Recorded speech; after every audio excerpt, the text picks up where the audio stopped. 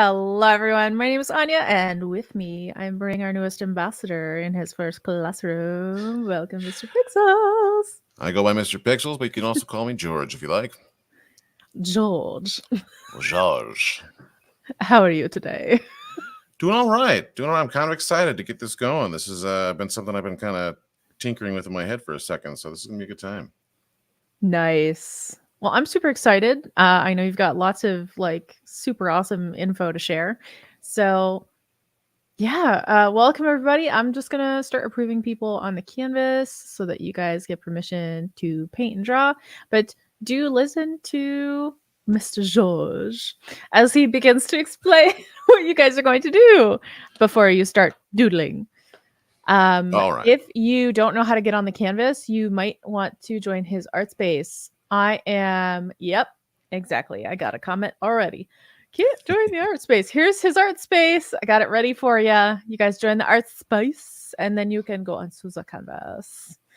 Perfect. And then let's see. Can I post the canvas link too? Yeah, I'll do that just to be nice. But yeah, is there a place I should go on the Discord to make sure I catch comments that are being thrown out on Discord? They're usually in the either Class the moments chat in or... Magma. It's in Magma or in the Streamlabs comments. Got it. Okay, just making sure. Yeah. I'm new here, folks. No idea what I'm doing. Don't worry, he's learning on the job. That's the best way to do it. High pressure learning is the only way I know how to do it. I did that too. No worries.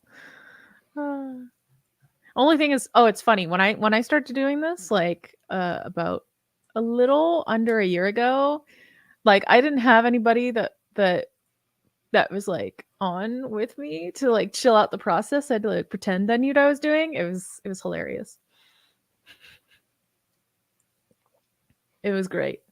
It was great. So much pressure. All right. But yes, welcome everybody. Yeah, I'm gonna keep approving people, but you're good to go. So I feel like we're gonna give people a little extra time to show up, just in case we got some people who are getting here a bit late.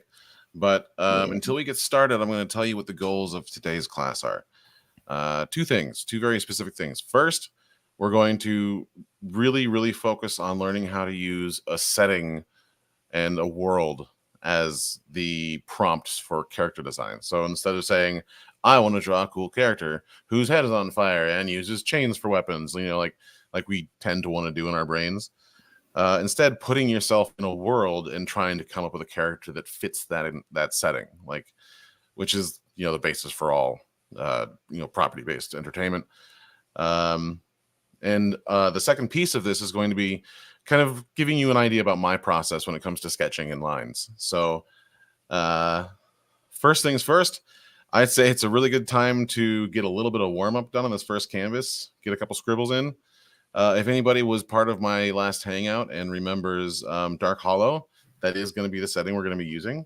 Since I already have so much written for that, I figured it's a good canvas. So if you want to start getting a couple little warm-up drawings in, this is a great time. I always feel like if you don't doodle a little bit before you start doing something that you want to be complete or nice, it's always a hindrance. Warm-ups are so important. Doodle time is very, very valuable. So I will hop in and join you.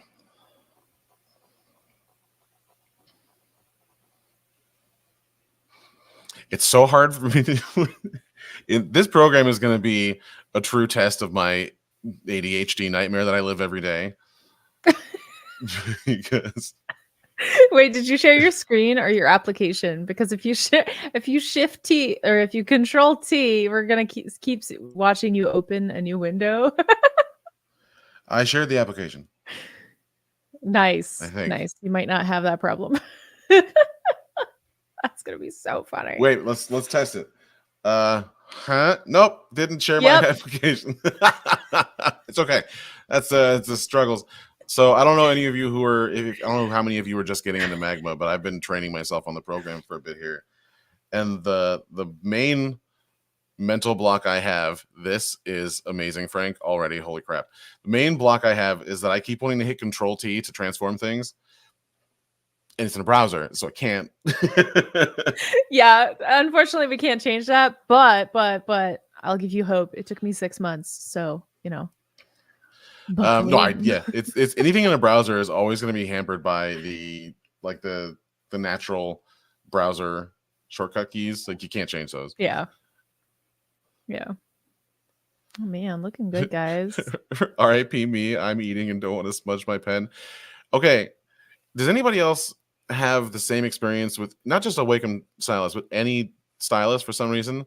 The minute you get any kind of like oil or It's like slippery right here. and it stays that way for like a month. Like, why? I Why? know. So I use this like every day, and my hands are not exactly the driest of hands, and so like I always get hand oils on here. It's not like I eat. It's not like I eat and then just like touch my stencil. But this thing, I'm always like, I grab my shirt here, and I'm like, Mm-hmm. before I draw every time because I need some grit. Like whoever's doing the female version of this guy Yeah, from I Family was just. Guy, Yep. I'm you are sorry. the His name MVP. is Peter Griffin. How could you I'm forget? sorry. I'm How could you forget the sorry. name I Peter Griffin? apologize.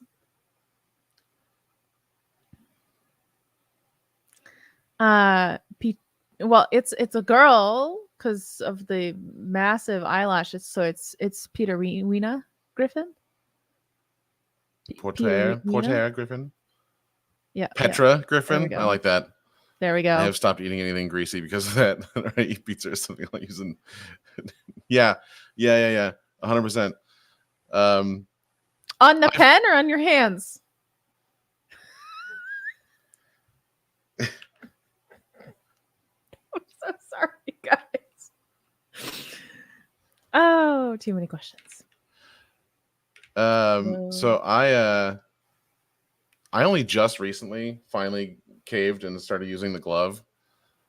And only because I transferred to a Cintiq tablet instead of a regular Wacom tablet. And the hand friction on a Cintiq tablet is just out of this world.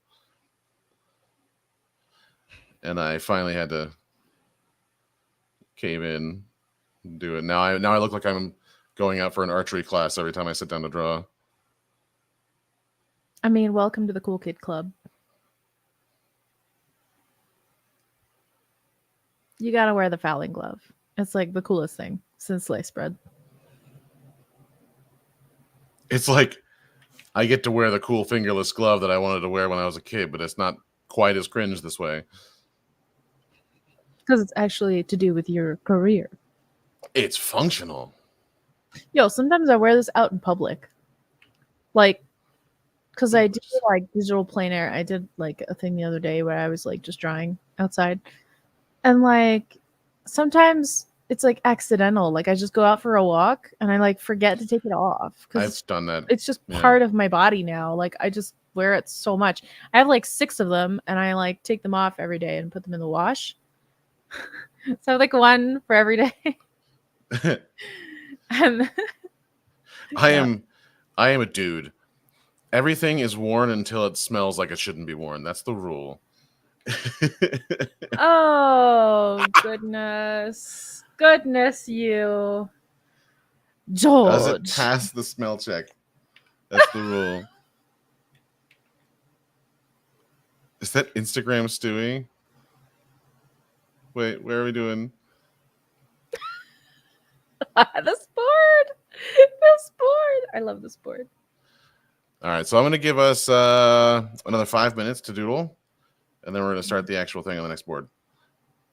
Nice. Oh man, if I could put on my glasses without stabbing my ear, that would be nice. So yeah, I have to. Oh my gosh, I can't. I literally cannot. That was awful. Okay. Sorry, I have to get new glasses or the new pads. Oh, the little like this is so random. nose biddies. No, the ones in the back of my glasses, like the metal bit punctured a hole in the back of it, and so That's now the it like worst. stabs me. So I'm going Andy's going through the same tomorrow. thing. Oh my gosh, Andy, you get me. You I just got get these me. like great little. So these are just plastic frames, but they have these little. I don't know if you can even see this pads kind of built into the plastic Ooh. itself. So I still get the nice like soft ear bit, but it doesn't have that weird. I had a pair of glasses as a kid where that piece just came off. It just degloved itself and it was just gone. So I had like a wire jamming me in like the vein behind my ear for a good 2 years before my parents finally decided to let me get a new pair of glasses. Oh my gosh. Okay, this is just the best. Oh my gosh. Okay, Kermit has never looked so handsome. I'm very into this Kermit. That Kermit has like meme energy to it so hard. As he's mid vibrate, which is great. Right, right. Exactly. Ooh, It's like Yaga I as can see always, beautiful. I know, right? Mm, I could see like flames quality. behind this Kermit. Like he's just like it's like the Elmo flame meme, but it's Kermit, This is right? cool. Oh yeah, this is nonsense cool. Dub jobs. We're doing the classroom. So right now we're just warming up. Everyone's just doodling a little bit. Super fun. But we're gonna move on to different things in just a little bit. I think I have to make his other ear longer. So the idea is that his other ear here is his scarf. You have to. That's so cute.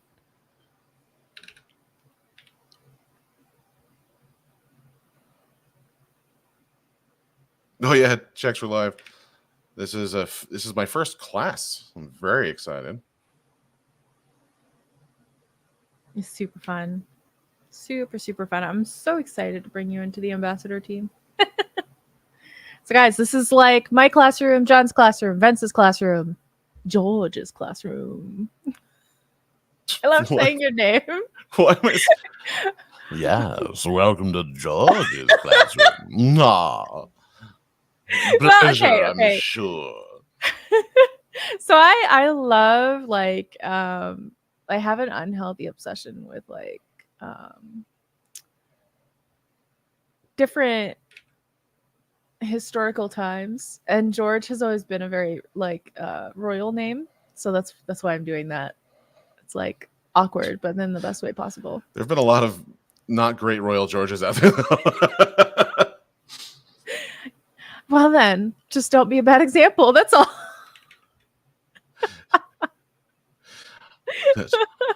Glorious accent, you say? I am nothing if not a bunch of silly voices stuffed into a weird hat. Yes, I agree. Years of D&D have turned me into a complete weirdo. Oof, I hear that. I hear that. Ooh, I kind of like this guy. I already have 2 bunny characters, though. One of the rules of this world is there are only ever 2 of any animal, guy and girl. Do they come fresh off the ark or like what? It's actually a devious ploy by Coop, who likes to mess with people's relationship sensibilities and make it impossible Oh, for anyone to be happy.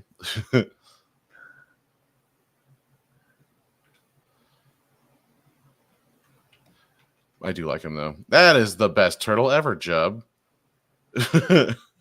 right. It may or may not be Was that something that I cursed? saw in a nightmare last night, but it's still great. And don't you love like Ooh. Ermumger? Oh, I can never get his Ermengar. name. He does like really cool like sculptural type of stuff. It's like so cool. Like everyone has their own like little style. I love someone added. Okay, you guys are gonna hate me, but the puppy, the dog from this same cartoon, but now it's a girl. All right. We have hit the end of sketch time, Mark. So if everybody can, really quick, go down to the little palettes down there, the frames. Go all the way to the far end and click Sequence on panel. sequence panel. Everyone, click on Denizens of World B5.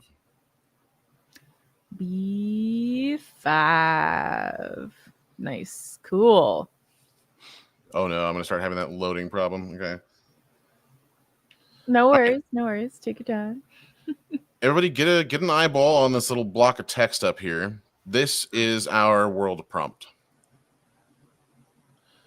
So for those of you who aren't in here yet, I'll give it a read. The place where everyone lives, Dark Hollow, is a place filled with nameless people with no past. Everyone is an animal of some sort. Everyone is hollow on the inside and have dark eye holes or no eyes. The main city is separated into two zones, Sunnyside and Eventide, where the time of day is constant. It is always cold in Eventide and always warm in Sunnyside. The architecture and technology are all over the place, borrowing from different eras and cultures, and the fashion is modern. So, the way this world works is that it's run by a bunch of devious little demigods who, decided to just go full chaos mode. So they're basically just making a place where no one, like, they don't have all the tools they need to make real, fresh people, nor do they have the god they need to make humans. So the god of creatures has shown up, and so all he can make is animals, and he's trying his best, but he's not quite there yet. So everybody's an animal, everybody has no past. So basically just imagine being poofed into existence with no guiding light but your ego and id. So there's a lot of chaos, a lot of like wacky stuff going on. So this is where I want everyone to take their cues from. We're starting on this first sketch. You'll notice there are two sketches present. My process is always a two-sketch process. I have my rough sketch and then I have my detail sketch, and that's maybe not the process that everyone uses here, but I always find that kind of learning how other people's processes work help me to sort of understand how my brain works better. The more I try on other people's shoes, the better I know how my feet feel, right? So we're going to start first with a very rough sketch. And a lot of people want to go straight into the hands down or T-pose, static pose when they do a character design. I like to start with something motion-based. I want a pose. I want some action, because I feel like the way they move and the way they hold their bodies is just as much an indicator of their character as their actual physical design. So I'd like everyone to go to the second sequence panel. That's the word. Go back to the second sequence panel and start anew. And we're going to do our rough sketch. I want it to be someone who exists in the world of Dark Hollow, following the basic rules of the zone. Think about which neighborhood they live in. Are they in the daytime neighborhood? Are they in the nighttime neighborhood? Are they dressed for cold weather? Are they dressed for sunny, warm weather? Imagine, what they might do, like what their thing is, how they, like, what they're all about. And once we get the first rough sketch done, I'm going to stop and take a look at what everybody's done, give you some thoughts about your forms and what you've drawn, and hopefully get some chat in here about like what your character, like who your character is, right, and how they work. And then we'll think about what we can add to that drawing to make it better or take away from it, and we'll move on to the second stage, the detail sketch. All right, everyone. To sequence panel 2. They're already going at it. Love it. Like, to the races. I love immediately seeing some super cursed, like, super fun Jubs is stuff. definitely showing a theme with their art. I love it. I love it. It's so good. So while you're drawing, I'm going to give you a little bit of story time, just to give you all some more context and maybe change what you're thinking about while you're drawing. We are totally fine doing fantasy animals. It doesn't have to be like a bear or dog, right? It can be a unicorn, it can be a dragon. But remember, these characters are literally one of the only two representatives of their entire species in this whole world. So they're special. Like each character is like, important. They're their own thing. Another thing about these characters is they are just all compulsion. They have very little control over their actions. They, if they feel like stealing something, they're going to steal something. If they feel like drinking all night, they're going to drink all night. Like, they're all about self-gratification and compulsion. Id and ego rules here. which is what makes the main character so important. He's like one of the few characters that's like, okay, maybe I shouldn't drink all the alcohol tonight. Maybe I should question this whole I don't have a past thing. I'm loving this already. Buff dog, I'm in. Is this gonna be a sloth? Oh my god, I love it. Jubs, it got slightly less cursed now that I realize what you're drawing. Right?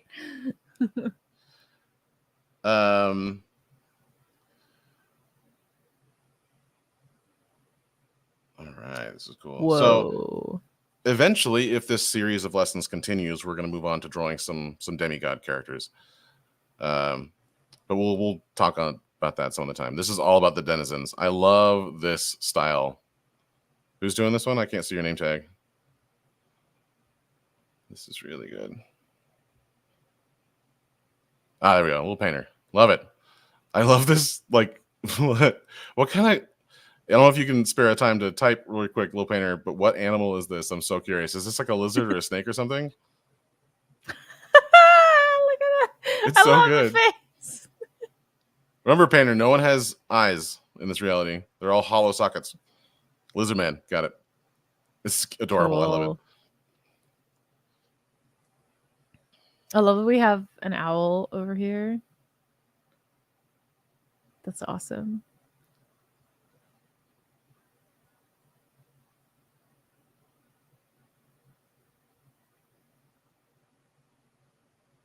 Man, I take so much longer than most people to like come up with a thing. Like I haven't even put a stroke in, like, but I'm also like checking out, making sure everyone's that good. Is not. So. Sorry, did you just see the eye? That's not what I was expecting. What? These little puckered holes instead of big eye sockets. It's beautiful. Oh. You see, though, like the details of the world that these people live in, it really does change how you make your designs. That's a good example right there. Like like an eyeball, right? A regular eye is something that people mostly want to put in their drawings, but that's a very key element of how this world works. So it sort of guides your choices when it comes to that sort of thing.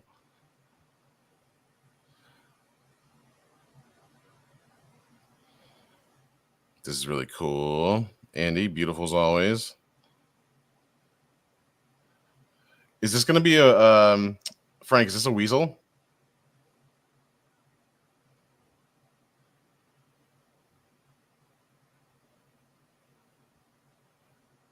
I think it's a weasel, but I whatever it is, I love it. Beautiful. Your shape language gets me there immediately, even this early in the sketch. And again, remember, keep this nice and loose. Like, we don't want to go heavy on detail yet. We want to keep the forms real simple. The whole point of this base layer for me is to get a feel for the character's weight and form, get the energy of the pose where I want it to be. And then I start to drill down into detail for my second sketch layer. Like Frank's sketch is looking perfect for what I'm talking about. Botsy is looking great.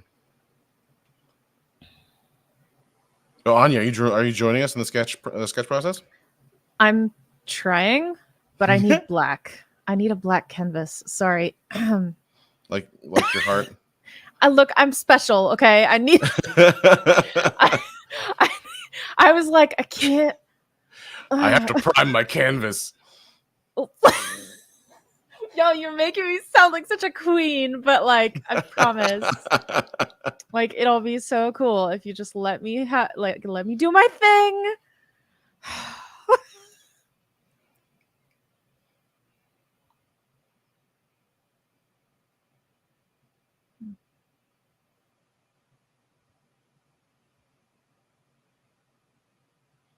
Loving it. Ermagat is really cool. I love the energy in the sketch. This is cool. I love you just deleted the eyes and just made it a smooth head up here, Little Painter. That's terrifying. It's like a mole lizard.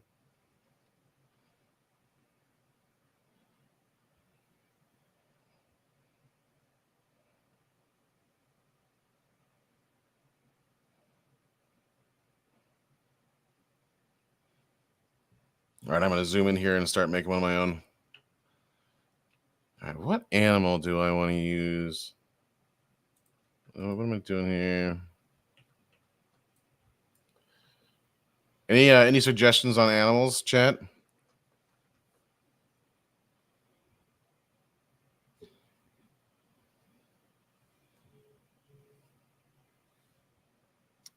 I'm still stuck on mermaid, apparently. Random animal generator. That's what I did. A blobfish? Oh, God.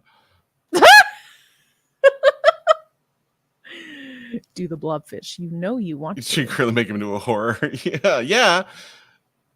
So today's lesson is all about character design based on parameters. It's real easy. Well, not really easy, but it's simple for a lot of us to sort of just go in on a design with nothing but our imaginations and our own like whatever we want to make kind of forefront in our imaginations. But when you have a property you're designing for, say a comic book or an animation, you have parameters kind of set in place. When I worked in animation, I had to learn not only how to design characters that worked inside the worlds that I was working with, even though I didn't do a whole lot of actual animation, like minor experience, but I also had to learn how to match the style. We're not even going to bother with that yet. Style matching is a whole other very complicated exercise.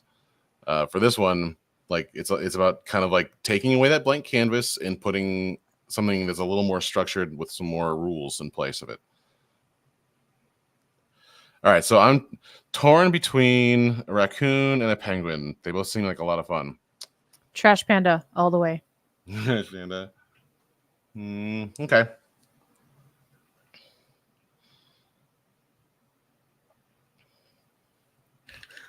I've got a problem. Too much. I paint too much realism. I'm trying. Yeah, breaking. You really want that chimp, huh? For real, monkey. Okay, let's do a monkey raccoon. I'm gonna see if I can combine them and make it even remotely obvious what I'm trying to do. Oh, we have a lot of votes for monkey. Okay, or just very loud votes for monkey. Yeah, do it. Do it. Do it. Okay, really, it's just Chexor and Ermaget, but I'm gonna try. I'm gonna do my best.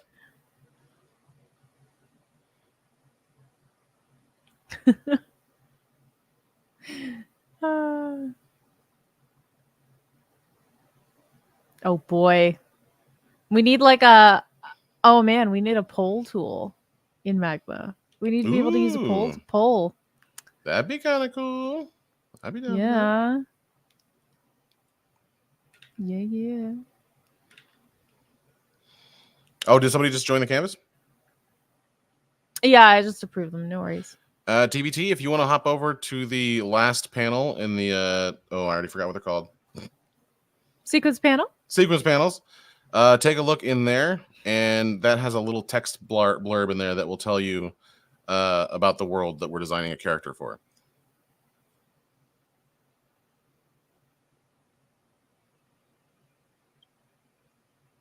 Actually, why don't I read that out loud for everybody now? Just because it's nice, like halfway through. So, it is a place filled with nameless people with no past. Everyone is an animal of some sort. Everyone is hollow on the inside and have dark eye holes. No eyes. The main city is separated into two zones, Sunnyside and Eventide, where the time of day is constant. It is always cold in the Eventide and always warm in the Sunnyside. The architecture and technology are all over the place, borrowing from different areas and cultures. The fashion is modern. So please feel free to dress your character in a vertical mattress and run it down the runway. Like, have you seen some of the stuff they put on the fashion shows? Like, it's ridiculous. Dude, fashion is a strange. It's funny because as a person who's done a lot of character design in my life, I actually really like fashion. I'm a fan. But some of the stuff that you see come out of fashion shows is just wildly cursed. In the best way possible, though. I love seeing like cool runway stuff. Like, I don't watch runway shows, but if I see a short and it's got fashion on it, I am watching that short. Like, Garbage bag, the fashion. Yeah. or like potato sacks or whatever. It's just kind of crazy. Most of it is wild. Um Man, I envy everyone here who can just like draw cartoons so with so much, like, you just do it. It takes me a while, and I need like specific setting, and like I kind of just need to be alone and like doodling for it to work, but it's all right. I'm working on it. I love these though. You guys are doing so well. Oh my goodness. What pet is that? Oh my goodness, little painter. That lizard man has a pet, and that makes me so uncomfortable, and I don't know why. That is very SpongeBob-y slash Rocco-y. Rocco's Modern Life and SpongeBob seem like you have a special place in your heart. Am I right? Yeah, there's some great dragons in here. I am angry.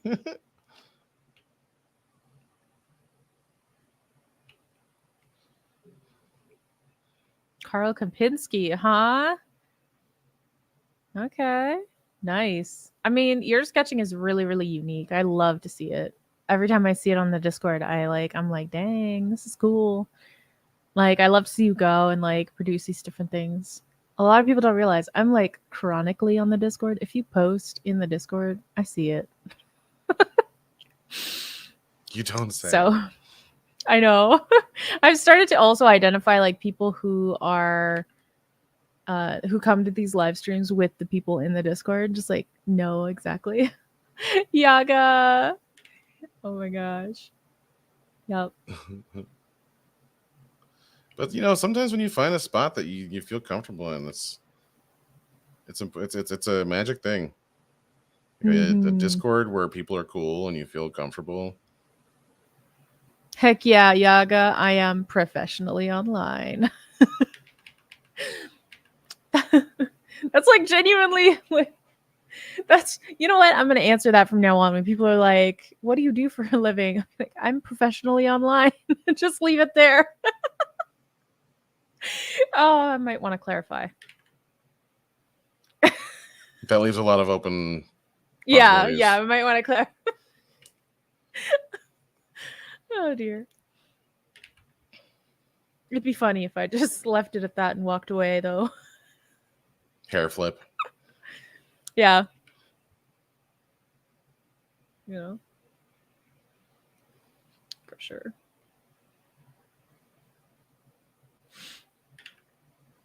Oh my goodness, you guys. So obnoxiously good. What the hell?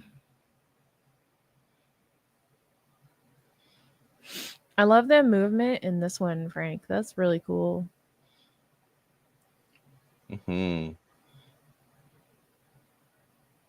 Botsy's got a cool pose going on here. And he couldn't resist the urge to go hard. The lesson is about loose sketching, Andy. You jerk. He's like, I need to flex because I'm amazing. And yes, you are. But did you have to flex so hard?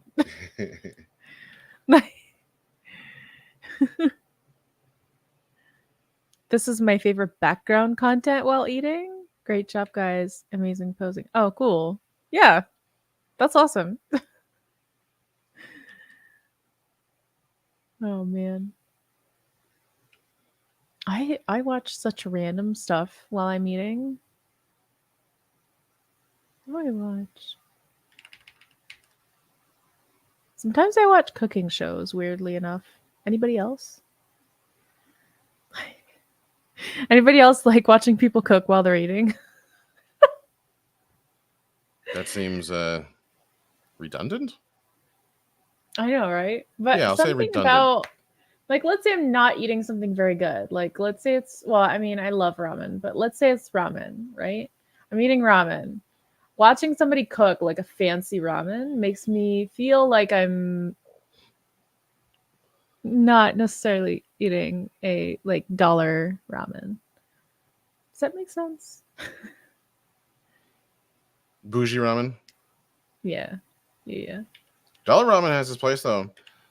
Have you ever made ramen yakisoba? Struggle food at its finest. I'm gonna tell you that. No, I have not. I've never heard of that. All right, so you cook a block of ramen or two, about halfway, like a minute and a half, and then you strain Okay. all the water and seasoning out. And in a pan, you put some chili garlic oil if you have it, or some flavored oil, a little bit of butter, some soy sauce, a dash of sugar if you like it sweet, um, and if you like it spicy, a dash of hot sauce instead. And then you pan fry the ramen up, and it'll soak up a lot of that oil and juice, and you just turn it into yakisoba. Oh, like fried, like the fried, you know. Yeah, stir fried noodles. Nice. It Nice. is delicious That does sound delicious. and terrible for you in every possible way. Most likely. Like if you really want to go like struggle food, like just fry some spam off in like the rest of the sauce or whatever at the end, I guess. This is And good, add good that to input. the top. Very good input. That way you have like a type of meat that matches the quality of your noodle. And I love spam, Spam like is for real, delicious. I love it. I love it. Spam Especially if you musubi. fry it. So good. I think I just made a comment in the Discord about spam musubi. I do rather enjoy spam. Nice. All Funny how right, that we comes have from our Hawaii. raccoon Like, monkey. Holy cow! oh my goodness. That's really good. It's I feel looking like good. that's All right, really good. so let's go ahead and I'm gonna start going around and asking questions. All right, who did our angry owl here? He's angry. Yaga, Yaga, or okay, or who did this one?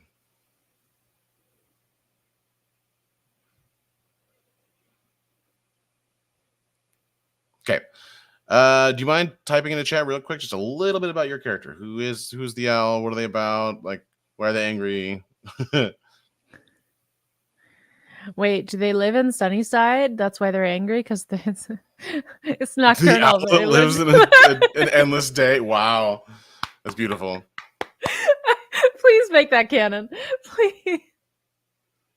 That would be so good. That's why he's dressed in a suit too, because he goes to work every day in the sun.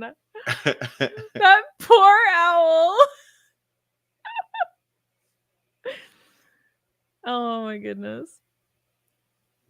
It doesn't have to be though. Like if it doesn't work in your head canon, Yaga, that's fine. I just thought like what's a reason why this poor little owl is angry. Angry boy. Man, I love these sketches are so cool. Mm-hmm.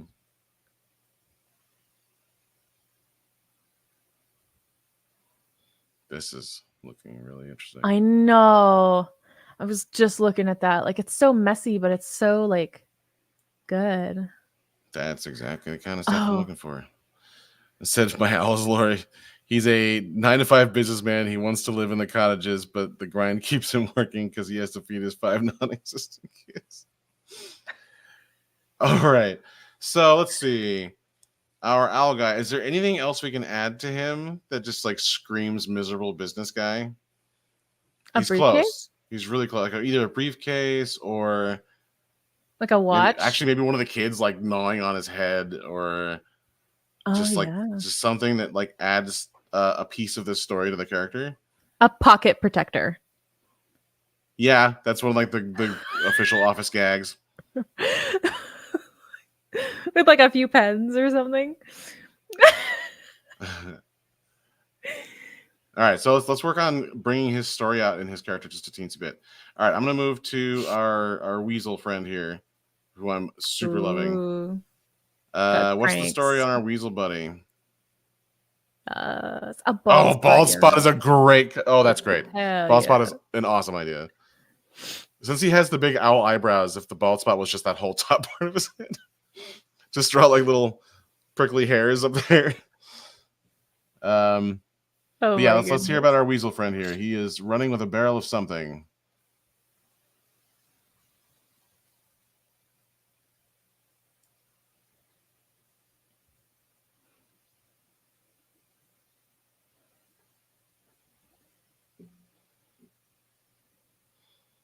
Ani, did you give up? Oh, you can't see my. Yeah, I did turn it off. Like, I'm gonna sound like the biggest princess ever, but I need like my music. I need to be in my Fair. like Okay. beanbag. I need a black canvas. I need to be alone and not on a stream. I'm gonna Fair. sound like so weird, but I paint on streams, but drawing is like really. I need like privacy. Fair. I know that's weird, Hey, but whatever I'm you like need, man. I'm here. Okay, Yeah, so I'm this is a working on it Hawaiian though. shirt wearing weasel that just stole. Okay, so I get you there. Do you have any like anything in your head about the personality, like who he is? Why? I mean, is he just like I said, following his id and just like cranking the keg out and running with it? Like just because that's the only thing. Is he just like a turbo alcoholic? Is he a party animal? Is he a criminal? Like, what's the story here? He did the hollow eyes really well. Really, really well. I like this. I like his eyes a lot. Yeah, that's really interesting. I can't wait to get to this slot. To save, why don't we save time and like if you're good with it, Mr. Pixels, why don't we like have people like this question is coming, like prepare Yep. your answer, like start typing it. That way Yeah, when yeah, he yeah. asks, you can like post it. Good call. Yeah. Um Everybody start typing your answers because I'm going to get to you eventually. He's a party animal and chaotic for the sake of a good time. He was such a troublemaker that he got kicked out of his non-existent hometown. I love it. Okay. I love the non-existent part. Like nobody has a past. So I would love to see the chaos part of this push just a tiny bit further, like a lick of fire on his tail, or some slobber coming out of his mouth, or oh, it's a like an slobber. old crumbled party hat kind of falling off his head as he runs away, like something to really push Or that maybe like chaos. what if he had like one shoe on? Yeah, like a shoe or mismatched shoes or something. Or like a shoe Um, that's like splinging open in the front, like at the sole, oh, I like that with the little like mouth on the halfway. front of the Yeah, shoe. yeah, yeah. I mean, it doesn't have to be. You don't have to take any of these suggestions. Like seriously, these are just Oh yeah. idea fodder. They Whatever you think helps yeah. explain this character better, I want to see it, because like when you're doing character concept stuff, you're presenting it to anybody if you're working on a project. Like it's really important that comes through in your presentation. Like you want to explain. You want these characters to really feel like when they tell their story just from the image. That's why in a lot of character design stuff, especially coming out of like the world of Japanese games, there's like tons of stuff on the character at all times, like 900 belts and 27 swords and like all the stuff. It's like this character does these things. They may go a bit over the top with it, but there's a reason for that. So especially in character design that is a pose and not a static shot, you get to tell a story like a lot more easily without committing to something that's a permanent part of your character. All right, so I love what I'm seeing here. Let's move on. I love this badass dog dude. What's up with this one?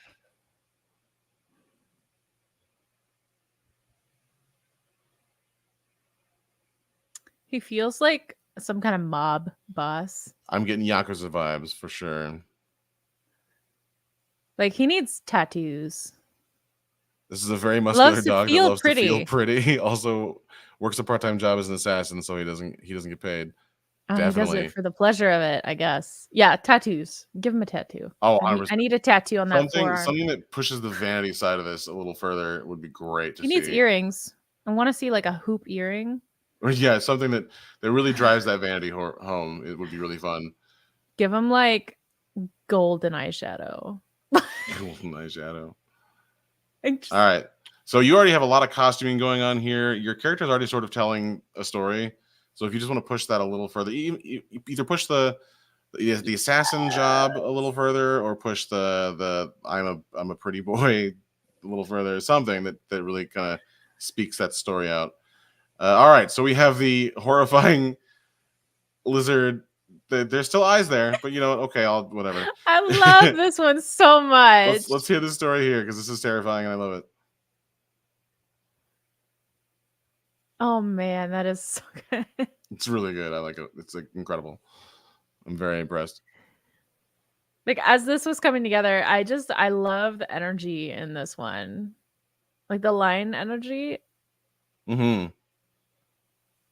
It's Like those legs. very expressive line work is great. Mhm. There was an era of cartoons in America where we had a lot of this. Everything was super highly exaggerated. SpongeBob ended up taking a lot of cues from that era and bringing it into the modern world. I see a lot of great influences in this. Lizard Mafia boss loitering in the streets, using its senses to get around. I honestly don't know what I'm doing. All right. Oh, it's really hard then. If you can, it's really good. If you can, try to think of a way to give him something that, like, even in your head, like a story. I feel like he needs, you know, those shoes with the heels, but not like big heels, just like oh, I almost said a bad word. Jerky alligator boots with like the prominent toe and the heel, something like that. I do like his like little pokey feet. They're cute though. Yeah, that's true. That's true. I like the pokey feet, but you could add just like a little heel, kind of thing. That would also put him on the same level as his pet, his horrifying pet. But that actually makes sense. The funny thing is, you just pulled something out of the lore that I didn't even talk about. So the god of creatures, like the dude responsible for making all the animals and stuff, he's the one who's making everything that lives in this world.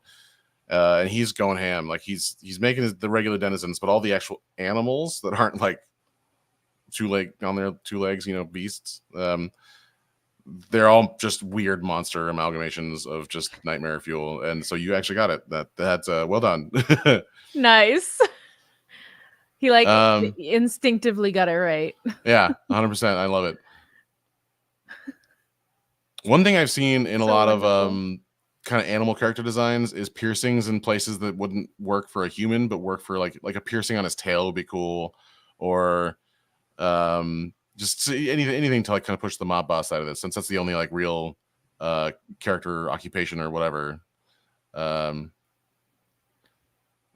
Yeah. Okay, so let's move on to Andy's dragon priest looking boyo.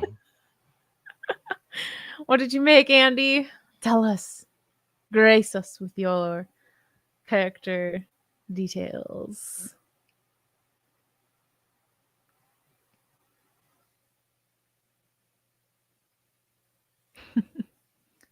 I'm on autopilot. A character design isn't my strong point. Sorry. Okay, I'll let you pass. Moving so on, we're gonna say it's a priest. Yep. So you could give him a book of some kind. You could like put a book under his arm or something. So you've given us a start. Actually, this could count as your rough sketch too, because if you just decrease the opacity and started putting some detail on the second layer, we can start really pushing a character into this. I would love to see, and don't get me wrong, you don't have to do any of this if you don't want, but I'd love to see you try to turn this into a character. Like, try to push yourself out of that comfort zone, and really like write a story for him in your head and try to put that story into the picture. Because we'll be moving on to the second layer of the sketch here in a second. So, all right, I'm digging this mouse a ton. What do we have here? What's our story?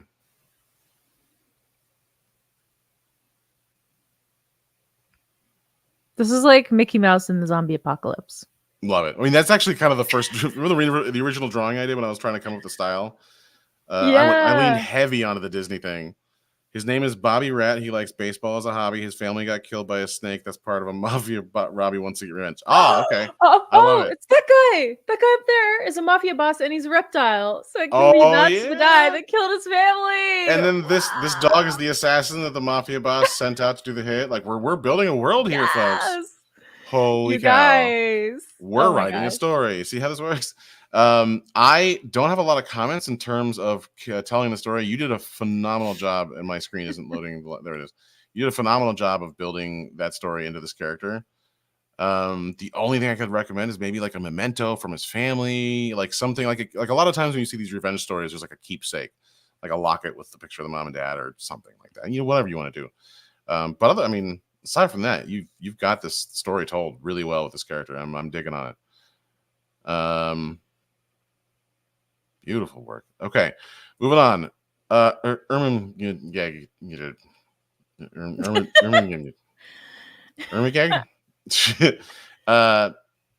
what do we got here? What's your story? This is really, really beautiful. I'm loving how this looks. It's really sketchy and painterly, and like I love it. It's so cool. I'm saving the sloth for last because the sloth makes me laugh. I'm loving this. It screams of like I understand the depth and the shapes that I'm dealing with. Like it just Absolutely. It's cool. It's cool. Now, Andy, in terms of character design, you don't have to make this into a cartoon if you're not comfortable in that style. But I do want to work on like the sketch part of it. So yeah, don't feel pressured to match a style with this one. It's more about like trying to build elements into this that have, you know, your character's story being told. Do the style you're comfortable in 100%. Like, please. All right, but do we have a big bag? Marmalade Bob? Marmaduke? He's on the canvas, but he stopped painting. There we go. Say Dark Merchant, where he's tricking people into thinking he's a merchant, but he's kind of a... I didn't play The Witcher. I actually read the books, but I don't think that character was part of the books. I love the idea of a dark merchant. Okay. I feel like a cloak would be cool. Or even just you can do one of those things, like, you know, in Hercules when the guy like opens his cloak and he goes like all the watches, and I'm like, yeah. Or even just some of his like wares on a bag on his back, or if he's is he a traveling merchant, or is he like, does he have a shop?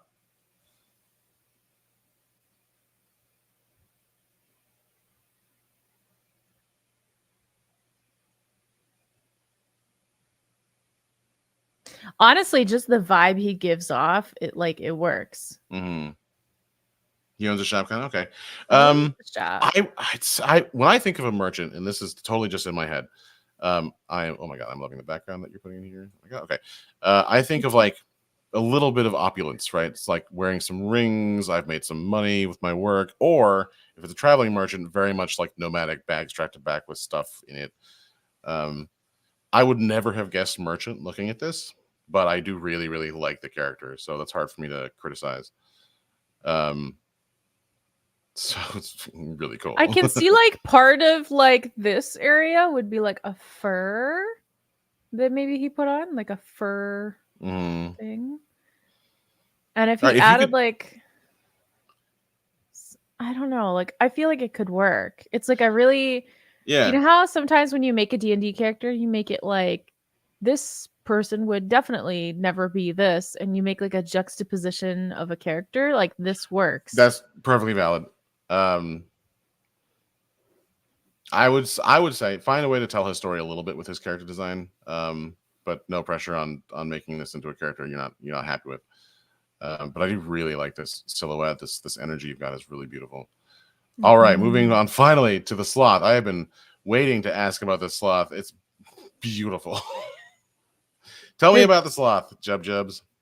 Sloth will be in my dreams tonight, and I will not sleep very well. Very into this character.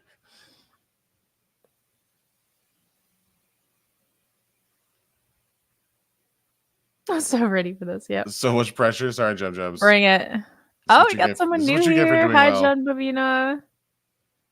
Hey, join us on Canvas too. How about Sloth Man? You pity him at first, but he's just a lazy. Do you know lend him money and never lend him your couch? I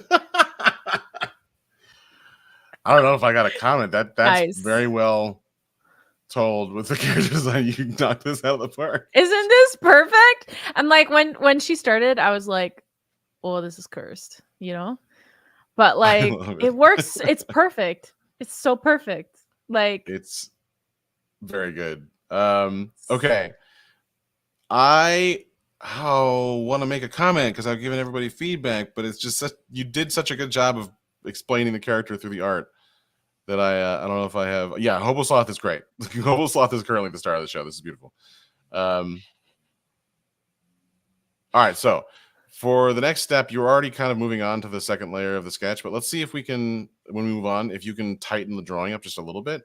I really like your loose style, but we might be able to get a little more detail in the facial expression, some other things in here once we start to kind of zero in on the character. But yeah, well, otherwise you told the story it's of the funny pit because stains with are this one, mwah. like with this one, the like wobbly kind of sketch look like really It works. works. So Yeah. it's like The only really thing I would say is lacking in this one is the facial expressions. Like you've lost a lot of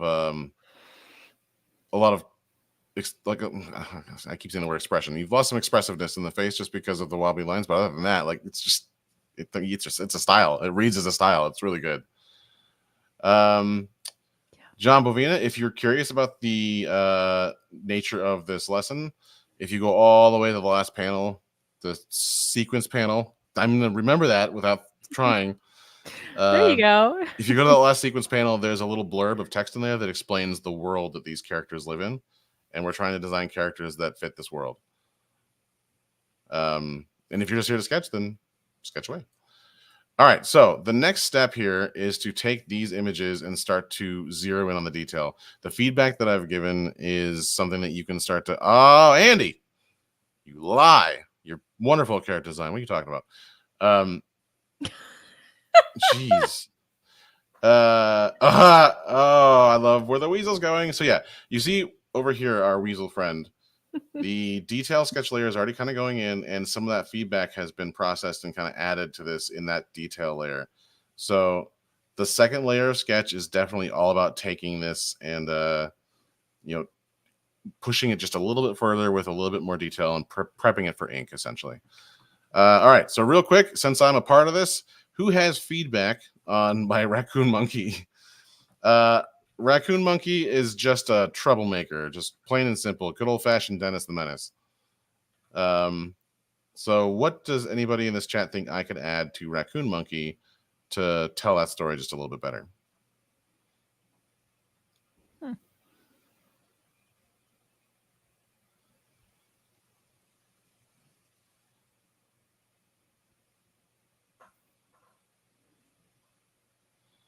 I feel like I want to see his hollow eyes more. He's too happy for this life. Focus on the hollow eyes. Okay. Yeah, I want to see more Take of away that. his family. Oh, It is, you know what? There's Disney influence in the storyline. So, of course, the star of the show has to have no family. It's a tragedy. It's always a tragedy. Only feedback is that it should be called Raccoon Key, the unholy union between monkey and raccoon. So, there's been a couple of moments here. One, the monster dog. Two, this character that is actually part of the lore without me sort of expecting that. So the reason Abe, the god of creatures, decided to only make 2 of every animal is he wanted to see what would happen if they all started making babies that were like animal crossbreeds. just throw a whole bunch of chaos in the gene pool. All right, so I will go onto my layer here. How do I find it? Oh, good lord. So much going on. Here we go. I'm going to drop my layer opacity down and start a second sketch. So I'm going to make a layer on top of it. I'm going to go in here and start adding detail. So let's, I'm going to say, so I got feedback that was focus on the eyes a little more, show that hollow eye. Ooh, I like the little bitten ear, so we'll do that.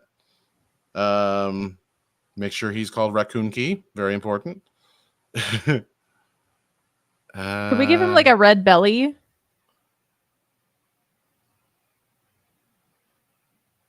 Come on, program. Let me scroll. There we go. Okay, maybe his origin story. Yeah, like a little bit more of a belly, like a nice, like slapped I red mean, like a belly. red. Yeah. So it Yeah. kind of Okay. like gives chimp more. Okay. Um, yeah. All right. So we already have some really good work going on here. I'm going to leave you to process the feedback and see if you can include it in the second layer of sketches. Irma Berberg, Gagger. I'm just going to keep watching you work because it's a lot of fun.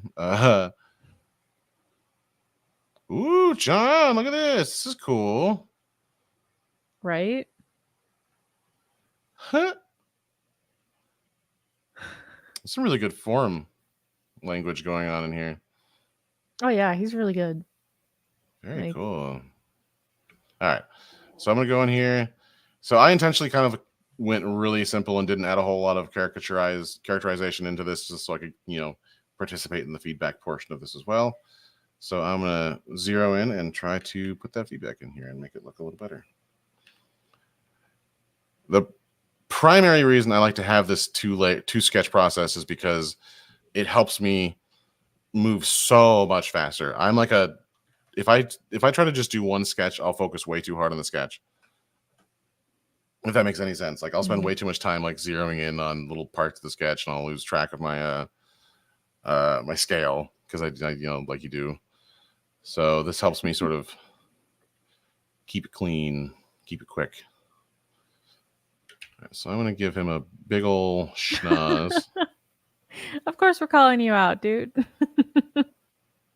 Why would we not? This looks great. Oh, he added like a goatee kind of beard situation.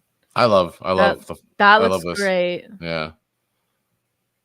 Yep. So Andy's saying you're the same way. Yeah, like doing the two sketches, it's something about that really helps you polish things up.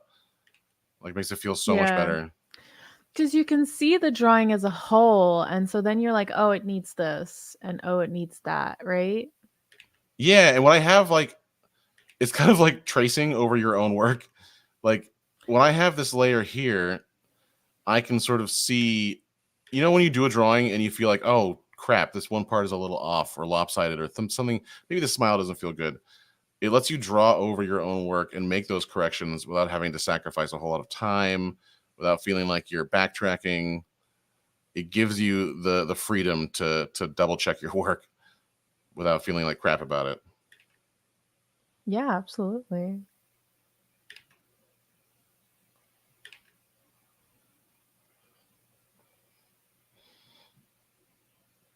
I made the mistake of choosing a really danceable playlist for my own background here while I'm working. I am struggling so hard to be on camera and not be like I am Nice. feeling this music way too much right now. Nice. Oh my goodness. Well, things are going really well for you guys. These are looking really good.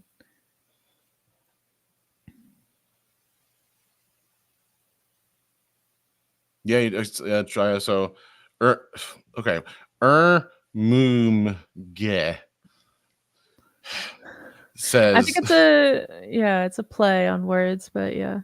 I tried that last night and it was a lot of fun just to make a base and make simple shapes on top and design something with simple point. Yeah, like this I don't know why. It's just so fun and freeing when you have this like second layer to make tons of like fun corrections and kind of drill into your ideas with. I don't know why. It just works for me. I do that with my paintings.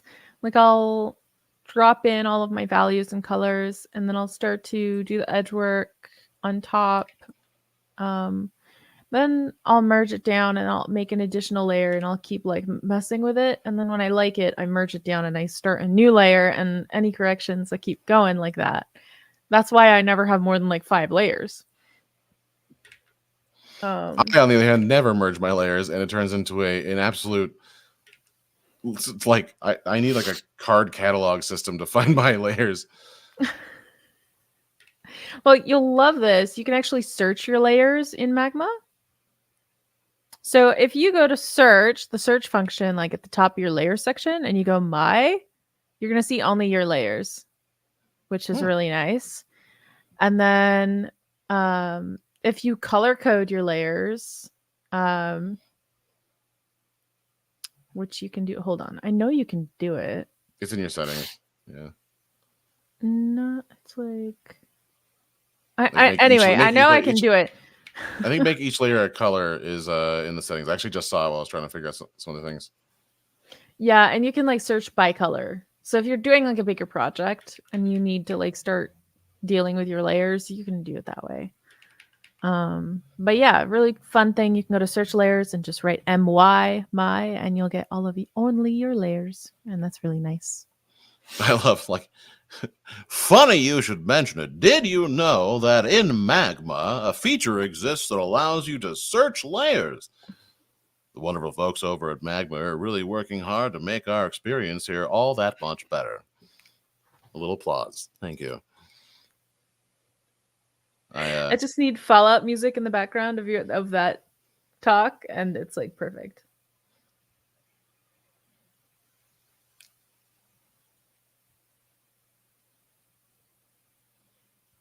We just need like a 50s radio in the background, and then we're set. Well, I have to chime in here. Like I have to chime in. Oh, the eggs. Oh, the briefcase adds so much. Can we make one that's cracked and it's like leaking on his face? Could we please? It would go kind of like Yaga. It would go kind of like, like over his eye and like, you know what I mean? Do you see it? Because I see it, and it's glorious. Because it's like that. Maybe that was meant to be his breakfast, and it's ruined now, and that's like an additional reason that he's angry. Make sure instead of going like here, make sure it goes like over his, because then it like obscures his vision, and you get like this really nice overlap. And it makes it feel like that's why he's got this scowl, because he's like, oh, really?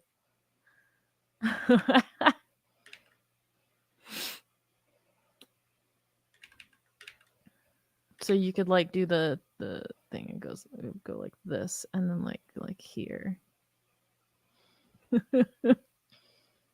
Oh my gosh. I love this little owl so much, Yaga. Like, this is amazing.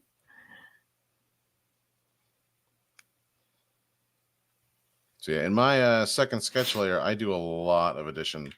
I change a lot of things. I'm not like, I don't let myself feel married to the initial sketch. I feel like that's always, because working iteratively is always the best way to come up with the best designs, in my opinion. And that is like such a quick and kind of subtle way to work iteratively.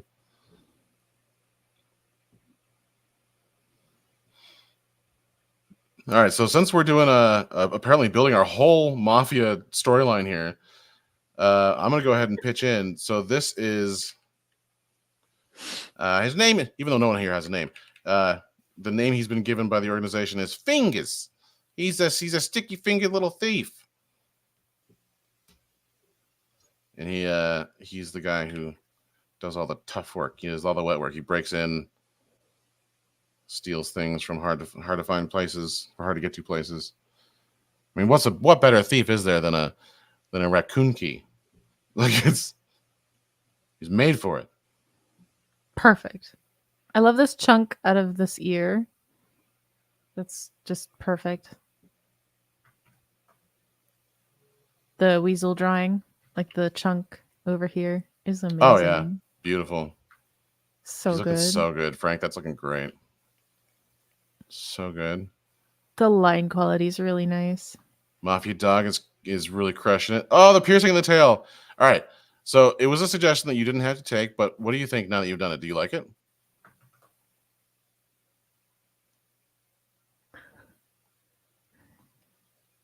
I know that I love it. Like, they put it in. It. I don't know if it's a girl or boy, but they put it in like right away when you said it. And it's Sure, I like, guess it it's adds so something to cute. it. So sometimes when you're hearing people like give you suggestions for your character ideas, it's frustrating because it's like, no, I don't want to do that, but you didn't really have to do that. But I'd like it. I think it looks cool. Frank says my weasel was also a thief. He stole the keg from the mafia party. Nice. He's about to die. Unalive. Get unalived. Sorry. This is awesome. Mm-hmm.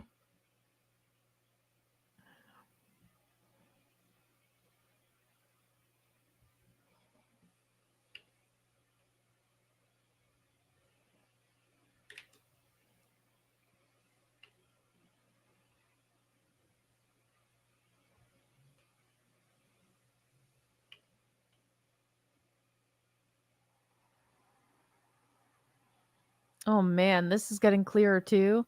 Our sloth is the face is pretty good. Check this out. Oh yeah, that's beautiful. Right? Well played. Because it still feels like the messy style, but it's much more like clear. I like it. I like it a Just lot. clarified. Like Yeah. there's a lot less like it still has that grungy look, but then the lines are cleaner, which is cool. I like Revenge that. Rat is coming along beautifully. I'm just gonna call him Oh My Wow because that's what his name is in the Discord. But the guy with the merchant, Oh My Wow, the perspective on this arm is very special, and I just if this were like a painting, I'd be like put some rings on this bad boy because we liked it and we gotta put a ring on it or several. But like I'm trying to like paint in your style. It's like not working because you are like a different. You're made different. Okay, like this is. But I love this. Just thought I'd let you know I love this so much. Oh, what if he had like is this what this is? Hold on. This over here. Oh, wait, hold on. Let me put a layer like somewhere above yours. Hold on. I'm gonna be really obnoxious and put my layer above everybody else's. And then come over here. Is this like a cuff, like a golden cuff or something? Because I would love for that to be a golden cuff, like just like on his arm. I know nobody in the stream knows what I'm talking about because you guys can't see, but it's okay. Hold on, let me go over here. It's like this here. Oh my gosh, I lost my layer. Did I have it? Ooh, Hold so yeah, on. this costume is starting to really come into play. I'm liking Right? what you're pulling out of this. See, now he feels a little more like he's. I don't know why this adds to the I merchant story, but it does. It really this does. this here. I think Mm-hmm. that's a golden cuff. And then this could be like all kinds of jewelries and beads and stuff. It's like he's painting like the impression of the things instead of painting the things, which is just like chef's kiss. Good job. Everybody works differently, and it's so fun to watch people's process. I was saying in the beginning, I love watching and learning from people's processes. Even though at this point I'm just old enough to be like, I'm never changing. Dog learn no new tricks. Too old. But when I was in my formative years, I used to really get a kick out of trying on other people's styles. Mm. I admire you so much for that. You're so good at like doing different styles on the fly. I cannot do that. Like I cannot just like style guide myself into doing anything. Like I don't like I just haven't trained that way. So it's just Mm-hmm. really, really cool to like watch other people do it. It's always something that I'm like, whoa. It's a Oh, skill. It's certainly a skill. It's definitely something that I would say is few people have that naturally, but it's something that I think any artist can learn is to style match. Um, because once you figure yourself out as an artist, figuring other artists out becomes kind of a fun little task more than a challenge.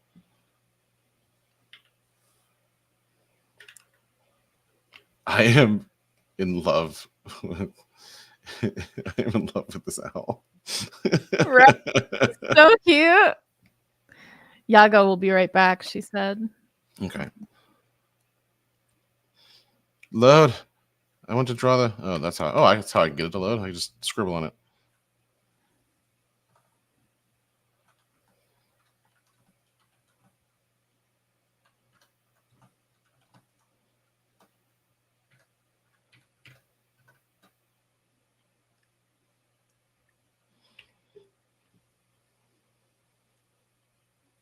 Aw, we have a comment from Cody letting us know that it looks awesome. Sweet. Thank you, Cody.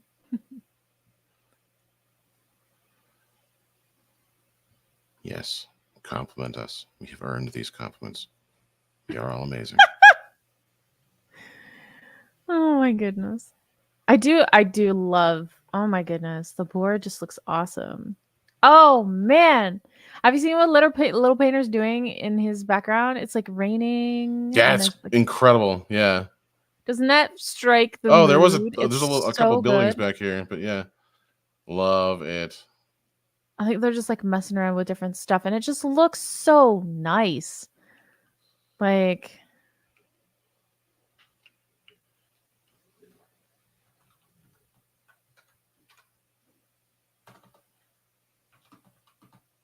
All right, John's just doing his own thing. I love it, but that would be that would terrify the denizens of Dark Hollow. There are no humans, and nobody has eyes. But this is beautiful, John. I love that axe. The proportions on your axe are beautiful and amazing and perfect. Really cool proportions and just general weight to everything. What is going on? TBT, what is happening down here? I don't know, but I love it. I am okay with it. Right? I'm so impressed. Every time I sit on one of these canvases, I'm endlessly impressed.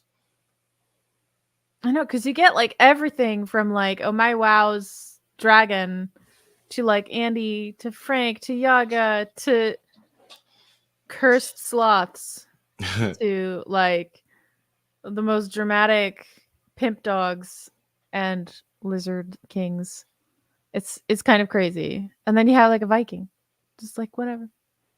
Awesome. Just it's really awesome to be able to like work on the same canvas like this. Mm-hmm. The other like really fun use is when I'm like in a call with students and I can like draw on the canvas with them and help them out and stuff. That's always really nice because it's almost like you're there in person and you can like help them out. But it's better than in person because it's on a different layer. So you're not permanently altering their art as you would if you were like in person doing it traditionally. Mm. So it's like it's really, really, really nice. It's a good tool. All right, I'm gonna give everyone a little more time to get their second sketch layer done, and then I'm going to Oh my talk a bit goodness. about inks. Ooh. Because inks are something that I know a few people in this this community aren't like, you don't do a lot of like hard line work. So it should be fun to kind of explore that. Yeah. Break Yeah, I've never had someone that. explain inks to me.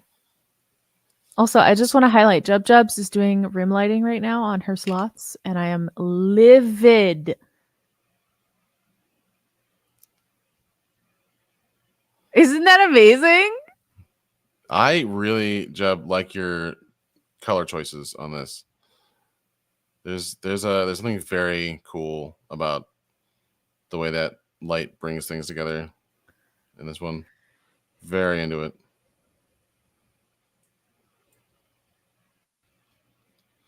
I'm living for this sloth. Like it's so nice.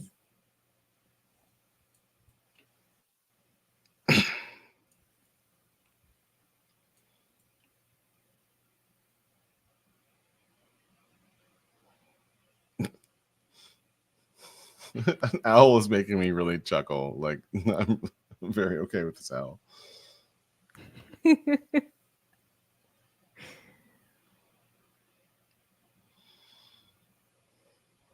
All right, so I'm going to start getting some settings ready here. Don't mind me stealing Jub's entire idea.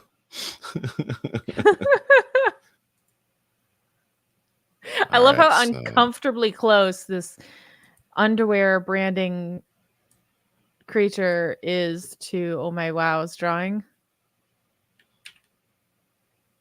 Like, it's just so uncomfortably close, but in like the best way possible. Like, it's just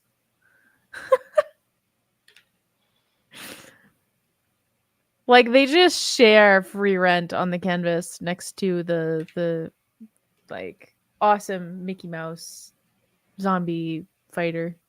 I'm gonna call him that forever. Like, it just feels like that's Mickey Mouse from the zombie apocalypse, and it's I'm here for it. Like, I love everything about it. So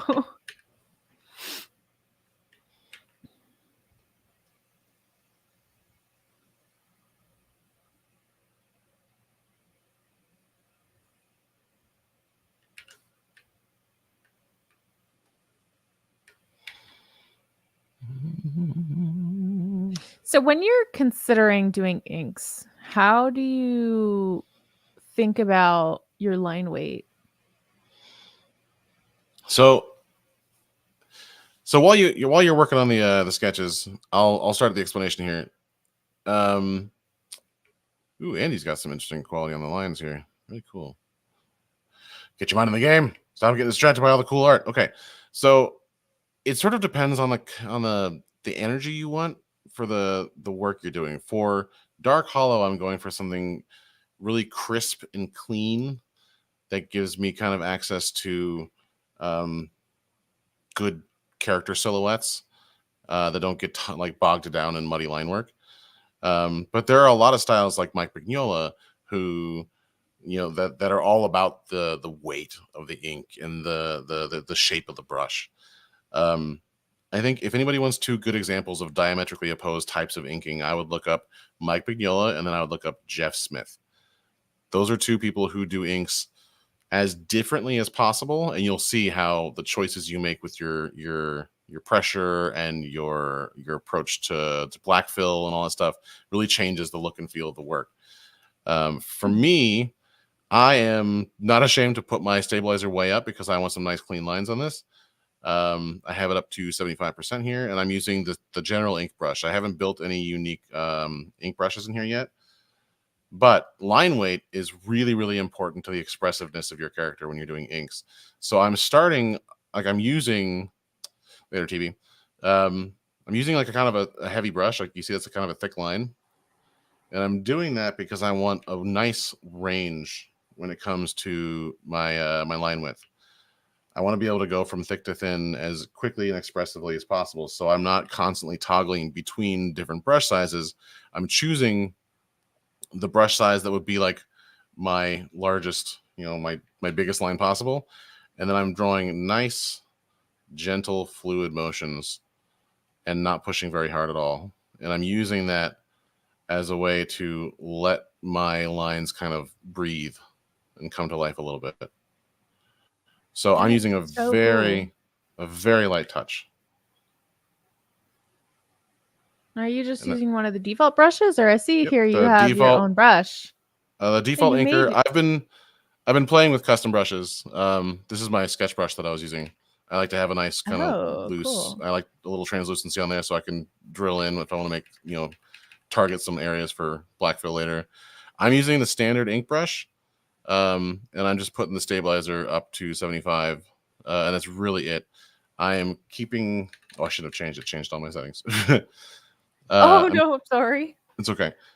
I'm keeping this one at a 7 pixel, and then I'm using my pressure as the Man, your decider computer for. must be a beast. A lot of people can't handle 75% pressure. I mean, like stability. That's gonna like wreck their like it's gonna lag so hard. So like your computer must be like, woo, you So I know? do a lot of video production. So I have a computer that can handle that, and that's a beefy boy. I also have hardware Yeah. acceleration turned on because I've got a 3090, a 4090 in here. Yeah. So 40. No, sorry, 40. 60. Yeah. Cool.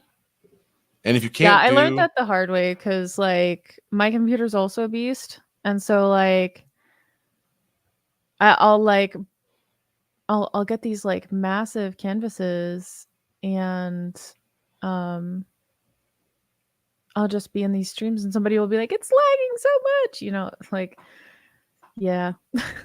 so actually, Ermumge comes in with a pretty interesting statement.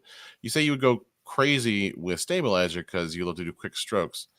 Um, are you familiar with like ink nibs, like steel nibs that they used to use for doing ink work? Have you ever used those?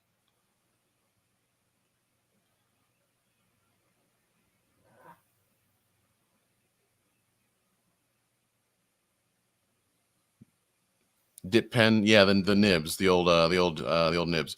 So steel nibs were essentially the original stabilizer. Steel nibs were designed to really pull on the tooth of the page and stop you from being able to make really fast strokes without feeling it. What a stabilizer really is, there's a bit of a misconception about stabilizers in digital art programs.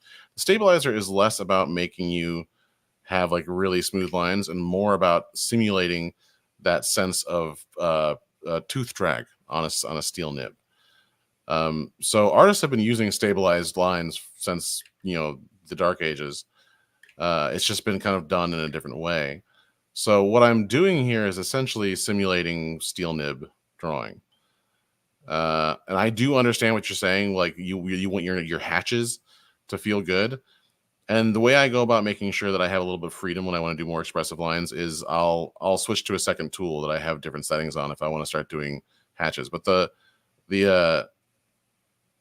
the stabilizer in Magma is very, very different from the stabilizer that I feel in Clip Studio or in some iPad programs that I've used, in that it doesn't necessarily restrict your quick lines. There's something about their pathing in their stabilizer that doesn't really stop you from doing those. See, these are pretty quick, and they're still coming in nice and smooth with like low jitter. So it might be worth giving it a shot. Yeah, sorry, we only have 15 undos. I forgot about that. I'm just glad you didn't do it over your line work because that would have been tragic. I do have to say, in 2 minutes here, 2 or 3 minutes, we will be ending the stream. I know it goes by so fast, and I know you guys are kind of like in the middle of having a great time. And normally I would just dip out because it's me. I have a meeting exactly at 7. But that's because Mr. Pixel's here. We need to get you special account privileges so that you can end your own stream. So we will do that shortly. And so next time, if you want to overstay, you can, if you feel like it. I know, Yak, I'm sorry. I'm sorry. Please don't hate me.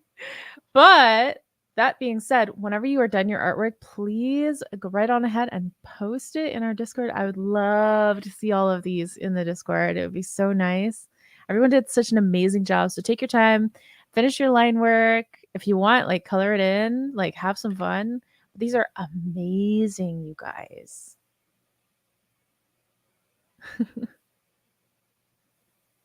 Keep praising us. Thank you. Okay. I'm sorry. So good. Oh my god. Oh my gosh. Oh my gosh. I'm so impressed, guys. I'm so impressed. Let me zoom out a little I'm bit. gonna make a mural. See, if I were to redo this again, I would probably choose a slightly smaller brush because the standard ink is a little bit, the taper isn't as gentle as I usually like. So I'd probably go smaller brush on this, but Hobo Sloth got fan art immediately, yeah. I love it. Deservedly so. That pose. I love that little Viking. Oh, it's so perfect. Loving all of this. This is all beautiful stuff. Oh, the mood on that rain. Oh, the fact that some of it goes in front of the lizard guy. Oh, so good. Andy, I'm loving what you're doing here. This is really cool.